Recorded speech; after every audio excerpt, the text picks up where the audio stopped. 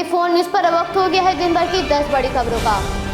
संसद बजट का दूसरा चरण प्रारंभ हो गया है। आज सत्र का चौथा दिन है।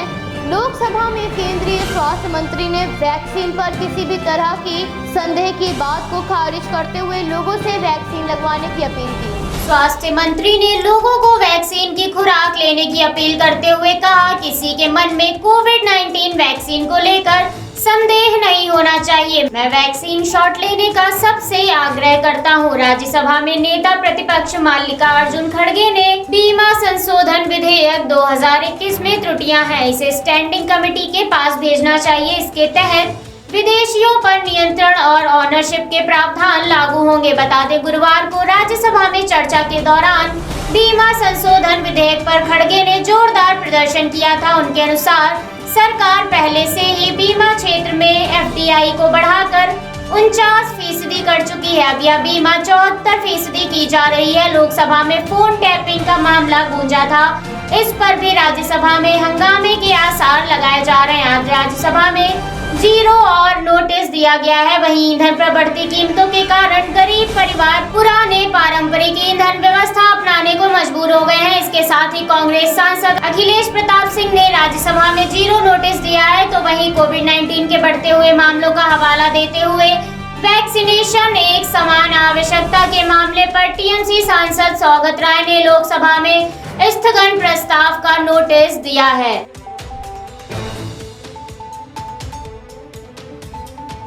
उत्तर प्रदेश के मुख्यमंत्री योगी आदित्यनाथ ने प्रदेश मुख्यालय पर 11 बजे प्रेस वार्ता कर अपने 4 वर्ष की उपलब्धियां बताईं। वहीं पर बनी फिल्म प्रदर्शित की गई थी और प्रदेश के विकास पुस्तिका के विमोचन के साथ विभिन्न कार्यकारिणी योजनाओं की प्रदर्शनी आयोजित हुई। वहीं आपको बता दें, इस कार्यक्रम का प्रदेश भर में प्रसारण हुआ है, जिसके तुरंत बाद जिला मुख्यालय पर सरकार भी कालाकांडी योजनाओं की प्रदर्शनी, जिला स्तर पर विकास पुस्तिका का विमोचन, योजना लाभार्थियों को धनराशि, प्रमाण पत्र, गोल्डन कार्ड, दिव्यांगों को ट्राईसाइकिल उपकरण आदि का वितरण होगा। इसी तरह विभिन्न क्षेत्रों में संबंधित कार्यक्रम सिलसिलेवार ढंग से 24 मार्च तक चलेंगे। आपको बता दें, उत्तर प्रदेश के मुख्यमंत्री के पद की 19 मार्च 2017 को दिन में 2:20 पर शपथ लेने वाले योगी आदित्यनाथ ने अपनी सरकार को बखूबी चलाया। उत्तर प्रदेश में सर्वाधिक समय तक काम करने वाले भाजपा के मुख्यमंत्री का रिकॉर्ड बनाने वाली योगी आदित्यनाथ ने अपनी सरकार के कामकाज के 4 वर्ष का रिकॉर्ड पेश करने के साथ ही सरकार के कामकाज की प्रदर्शनी का शुभारंभ किया। वहीं 2018 में उत्तर प्रदेश की राजधानी लखनऊ में यूपी इन्वेस्टर समिट का सफल आयोजन कराकर सूबे को निवेश के आकर्षक गंतव्य के रूप में प्रतिष्ठित कराने की उनकी मुहिम की सराहना खुद प्रधानमंत्री नरेंद्र मोदी ने की। निवेश परियोजनाओं को तत्परता से जमीन पर उतारने में भी उन्होंने कोई कसर नहीं छोड़ी। सूबे में डिफेंस कॉरिडोर को शोकेस करने के लिए राजधानी में डिफेंस एक्सपो के सफल आयोजन की जमीन तैयार की। भ्रष्टाचार और गुंडा राज के खिलाफ नो टॉलरेंस की नीति को तो उन्होंने धार दी ही। उनके नेतृत्व और प्रशासनिक कौशल की असल परीक्षा कोरोना आपदा के दौरान हुई। कोरोना संक्रमण से निपटने के चाक चौबंद इंतजाम कर उन्होंने सबसे बड़ी आबादी वाले सूबे को इस वैश्विक महामारी से सुरक्षित रखने में महत्वपूर्ण भूमिका निभाई है।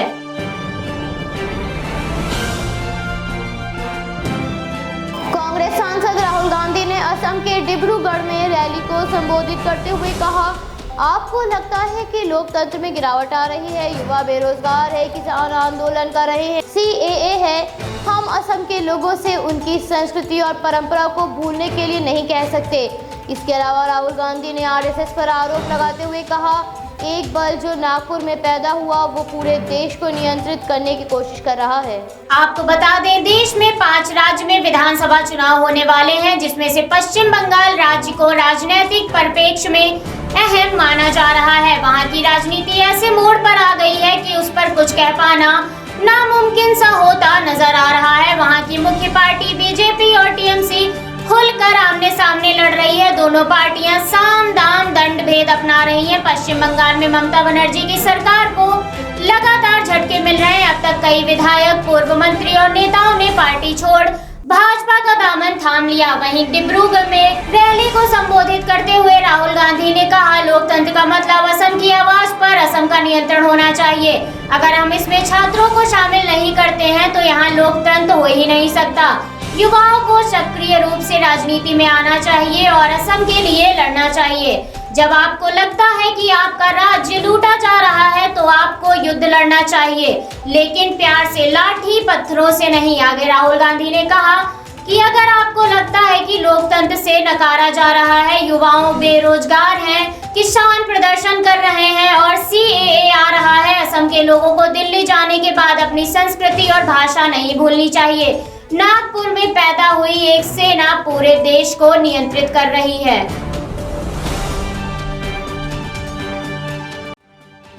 उत्तराखंड के मुख्यमंत्री तीरथ सिंह रावत ने हाल ही में एक बयान दिया था जिसमें उन्होंने कहा, मैं जयपुर से लौट रहा था तो मेरे बगल में एक महिला बैठी हुई थी। मैंने उन्हें देखा तो उन्होंने गमबूट पहन रखे थे और जब मैंने थोड़ा ऊपर देखा तो उनकी जीन्स घुटने से फटी हुई थी। महिला के साथ 2 बच्चे थे। महिला NGO चलाती हैं, समाज के बीच में जाती हैं। ये लोगों को क्या संस्कार देंगी? मुख्यमंत्री के इस बयान से पूरे देश में उनके खिलाफ नारेबाजी कर पुतले फूके जा रहे हैं। आपको बता दें 10 मार्च को जब उत्तराखंड के मुख्यमंत्री तीरथ सिंह रावत ने शपथ ली थी तो किसी को भी यह अंदाजा नहीं था कि 8 दिन के भीतर वह राष्ट्रीय स्तर पर विवादों में आ जाएंगे। 8 दिन में उन्होंने इतने विवादित बयान दिए कि वे जमकर वायरल हुए। उनके बयानों पर छिड़े विवाद से देश भर में सियासत गरमा गई है। सड़क से लेकर संसद तक बयानों में उबाल दिखा। विपक्षी पार्टियों समेत विभिन्न संगठनों ने CM के जीन्स और फिर शॉर्ट से संबंधित बयान की जमकर आलोचना की। इतना ही नहीं, पिछले करीब 2 दिन से मुख्यमंत्री तीरथ सिंह रावत ट्विटर और फेसबुक पर टॉप ट्रेंड में है। वहीं फेसबुक पर भी #ripped jeans, ripped pants, ripped body और तीरथ सिंह रावत ट्रेंड में रहे। वहीं इस रिप्ड जीन्स वाले बयान पर शिवसेना सांसद प्रियंका चतुर्वेदी ने इस मामले को राज्यसभा में उठाते हुए कहा कि प्रदूषण के मुद्दों की जगह नेताओं का ध्यान महिलाओं के कपड़ों पर है।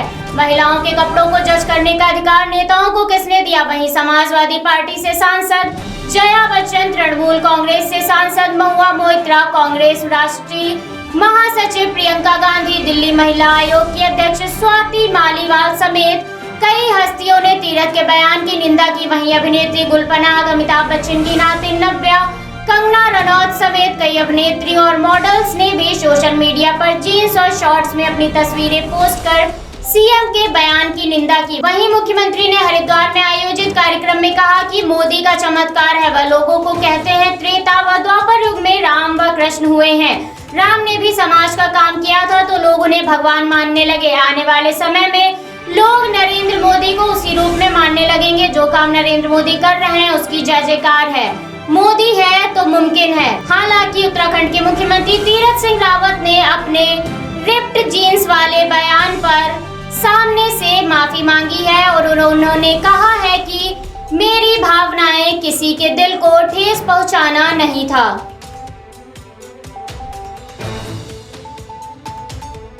कृषि कानून के विरोध में दिल्ली सीमा पर प्रदर्शन चल रहा है। कई विपक्षी पार्टियां आंदोलनकारी किसानों के समर्थन में सामने आई हैं तो वहीं समाजवादी पार्टी के राष्ट्रीय अध्यक्ष मथुरा के बाजना स्थित मोड़ की इंटर कॉलेज मैदान में किसान महापंचायत को संबोधित करेंगे। दिल्ली सीमा पर प्रदर्शन कर रहे किसानों को 100 दिन से ज्यादा हो गए हैं। जैसे जैसे दिन बढ़ते जा रहे हैं किसानों का केंद्र सरकार के प्रति आक्रोश बढ़ता जा रहा है, जिसमें आग में घी का काम कर रही विपक्षी पार्टियां आंदोलन में किसानों के मुद्दे को लेकर अपना राजनीतिक मतलब साध रही हैं। कृषि कानून की आड़ में केंद्र सरकार को लगातार घेर रही है। ऐसे में अखिलेश यादव किसान महापंचायत को संबोधित करने जाएंगे। अखिलेश यादव के साथ राष्ट्रीय लोकदल के उपाध्यक्ष जयंत चौधरी मंच साझा करेंगे। महापंचायत को संबोधित करने से पहले गुरुवार को अखिलेश यादव ने वृंदावन के बांके बिहारी मंदिर में ठाकुर जी के दर्शन कर पूजा अर्चना की थी। अखिलेश यादव ने गुरुवार शाम को वृंदावन पहुंचकर कहा कि वह मोर के इंटर कॉलेज मैदान में किसान महापंचायत को संबोधित करेंगे। इसके साथ ही अखिलेश यादव ने कहा, आज उठेगी कृष्ण की धरती से हलधर बलराम की पुकार, किसानों की महापंचायत बदलेगी अपने देश का इतिहास। आगे अखिलेश यादव ने कहा, भाजपा के पास विकास का अपना कोई ब्लूप्रिंट नहीं है। पूर्व सरकारों की परियोजनाओं का उद्घाटन हो चुका है और फिर से उन्हीं का उद्घाटन करने में वे व्यस्त हैं। उन्हीं कार्यों का प्रचार भी मुख्यमंत्री कर रहे हैं। भाजपा विकास के नाम पर विनाश की राजनीति कर रही है। देश के अन्नदाता को आतंकवादी कहा जा रहा है। समाज का हर तबका भाजपा सरकार से त्रस्त है। महंगाई अपने चरम पर है। तेल की बढ़ती कीमतों से उद्योगपतियों को फायदा पहुंचाया जा रहा है। उत्तर प्रदेश महिलाओं के लिए सर्वाधिक असुरक्षित हो गया है। हाथरस कांड इसका सबसे बड़ा उदाहरण है, जहां सरकार के इशारे पर प्रशासनिक अमला अपराधियों को बचाने में जुटा रहा।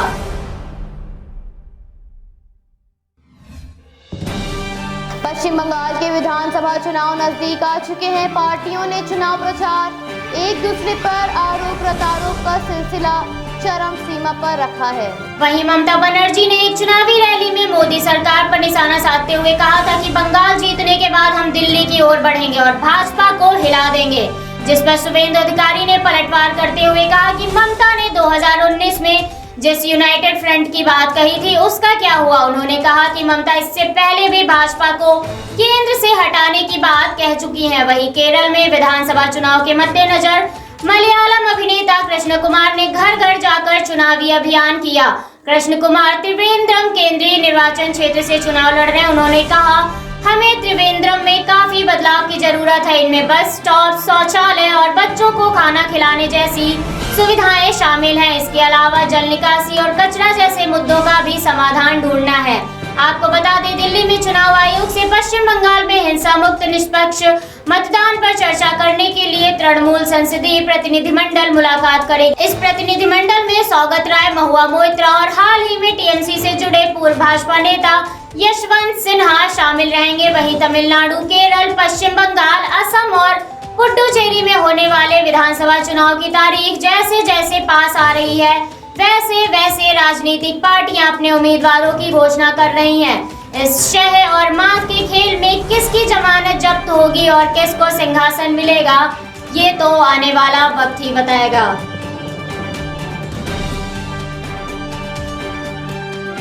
राष्ट्रीय स्वयंसेवक संघ के अखिल भारतीय प्रतिनिधि सभा की बैठक प्रारंभ हो गई है। ये 2 दिवसीय बैठक बेंगलुरु के चिन्नहल्ली स्थित जनसेवा विद्यालय केंद्र में आयोजित की जा रही है। इस बैठक में प्रतिनिधि सभा में पारित होने वाले सभी प्रस्तावों पर चर्चा होने के साथ पिछले वर्ष में सभी प्रांतों में किए गए कार्यों पर विचार विमर्श किया जाएगा।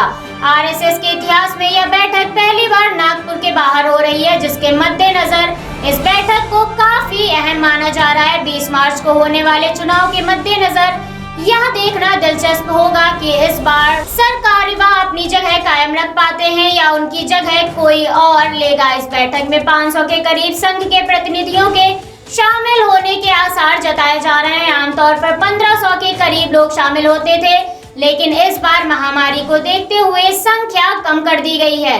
इस बैठक को मोहन भागवत संबोधित करेंगे। इस बैठक में मोहन भागवत के साथ साथ मनमोहन वैद्य, डॉक्टर कृष्ण गोपाल जैसे बड़े पदाधिकारी मौजूद रहेंगे।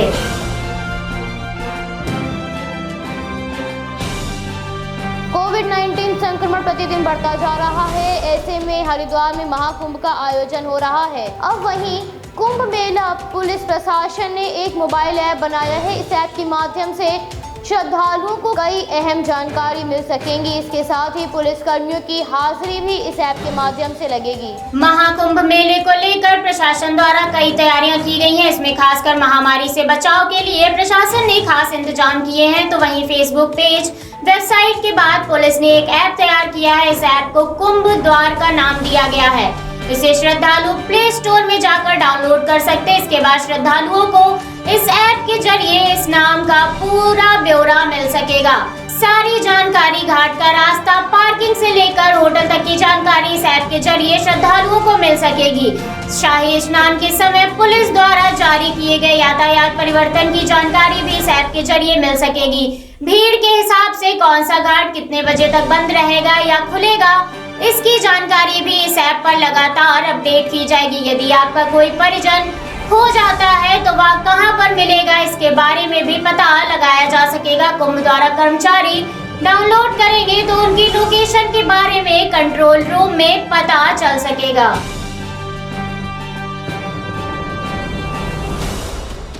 कोविड-19 के मामलों में एक बार फिर से बढ़ोतरी हो रही है। महामारी का संकट प्रतिदिन गहरा होता जा रहा है। सरकार द्वारा लगाई जा रही पाबंदियों के बाद भी संक्रमण नियंत्रण में नहीं आ रहा है। पिछले 24 घंटों में महामारी के करीब 40,000 मामले सामने आए हैं। दिन पर दिन बढ़ रहे आंकड़े चिंताजनक हैं। जानकारों के अनुसार कोविड-19 की दूसरी लहर का प्रकोप बढ़ रहा है। प्रतिदिन आ रहे मामले रिकॉर्ड तोड़ रहे हैं। केंद्रीय स्वास्थ्य मंत्रालय से प्राप्त जानकारी के अनुसार पिछले 24 घंटों में 39,726 मामले सामने आए हैं, जिसके बाद कुल मामलों की संख्या लगभग 1,15,14,300 के पार है। 154 लोगों ने मृत्यु के बाद मरने वालों की संख्या 1,59,000 के पार है। 20,654 लोगों के स्वस्थ होने के बाद स्वस्थ होने वाले लोगों की संख्या लगभग 1,10,83,000 के पार है। इस समय सक्रिय मामलों की संख्या 2,71,000 है, तो वहीं 3,93,39,817 कोविड-19 टीके लगाए जा चुके हैं।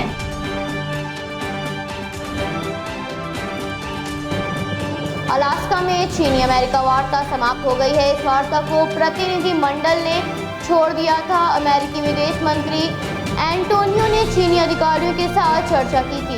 वहीं राष्ट्रीय सुरक्षा सलाहकार जैक सुलिवन के साथ ब्लिंकन ने उनके चीनी समकक्षों वांग यी और यांग जीएची से मुलाकात की थी। चाइना सेंट्रल टेलीविजन के अनुसार वार्ता लगभग 5 बजे समाप्त हुई। हालांकि वार्ता से ज्यादा जानकारी सामने नहीं आ सकी है। वहीं आपको बता दें, ब्लिंकन ने चीन के अधिकारियों से बात करते हुए कहा कि चीन की झिंजियांग, हांगकांग और ताइवान जैसे स्थानों पर गतिविधियों के साथ साथ अमेरिका पर उसके साइबर हमले उचित नहीं और चीन के अमेरिका के दोस्तों के खिलाफ आर्थिक सीनाजोरी से कानून आधारित व्यवस्था के लिए खतरा पैदा कर दिया है। अमेरिकी विदेश मंत्री एंटोनी ब्लिंकन ने चेतावनी देते हुए चीन को कहा कि बीजिंग को वैश्विक व्यवस्था का सामना करना होगा या उससे अधिक हिंसक दुनिया का सामना करना पड़ेगा। आपको बता दें, लंबे समय के बाद चीन के साथ अमेरिका की 18 मार्च को अलास्का के एंकोरेज में आमने सामने वार्ता हुई। इससे पहले अमेरिका ने स्पष्ट कर दिया था कि वह उइगरों के नरसंहार पर चीन के साथ सख्ती से बात करेगा। वार्ता में ताइवान, तिब्बत, हांगकांग और दक्षिण चीन सागर जैसे कई मुद्दों पर ड्रैगन से स्थिति साफ करने के लिए कहा जाएगा।